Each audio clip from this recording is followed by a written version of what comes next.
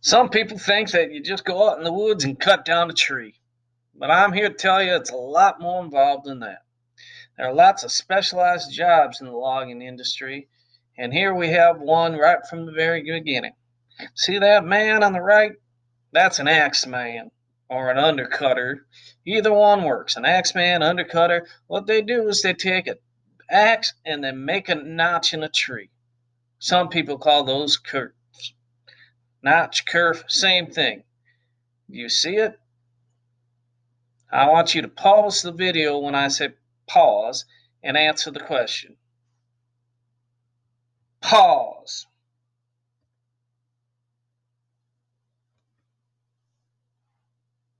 Okay, we're back now. Did you get the answer correct?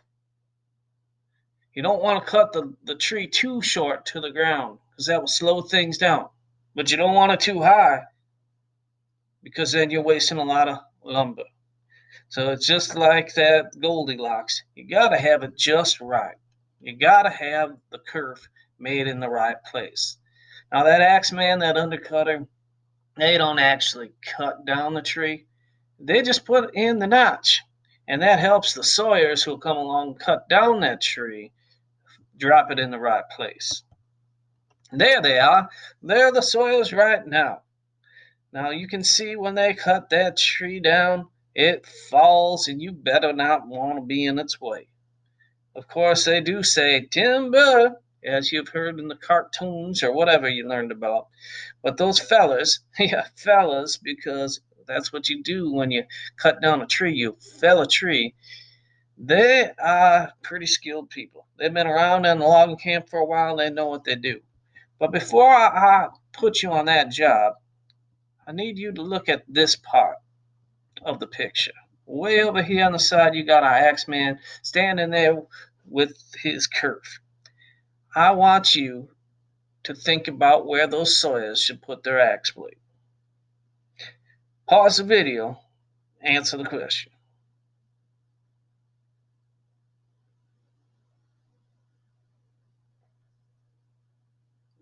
Yeah, some of your classmates, they're not going to make it in this logging industry.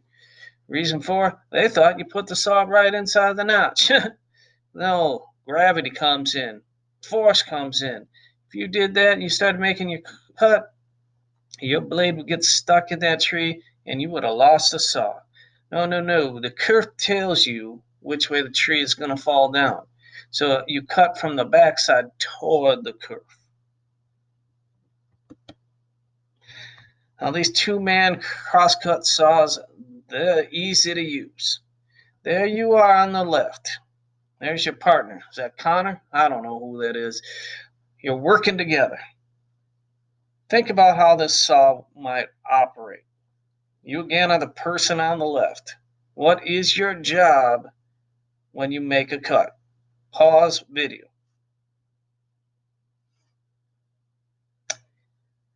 Well, again, some of your classmates struggle with this. When it's your turn to cut, you pull the saw. When it's Connor's turn, your partner, you just are along for the ride. You don't push, you push the bend. The blade bends and it's going to wobble and you're not going to get a good cut. So it's a mission of push. And no, I said that wrong myself.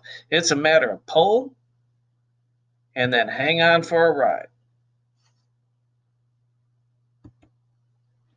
Now, way back in the olden days, before 1876, saws just looked like that. Pieces of metal jammed up, cut with those things called teeth. But after 1876, we got smart. We put something called rakers in there. Rakers allow the sawdust to fly out as the cut is made, as you are pulling. So that way we don't have to stop every few cuts and clean out our blade. Those rakers do it for us and we can keep cutting.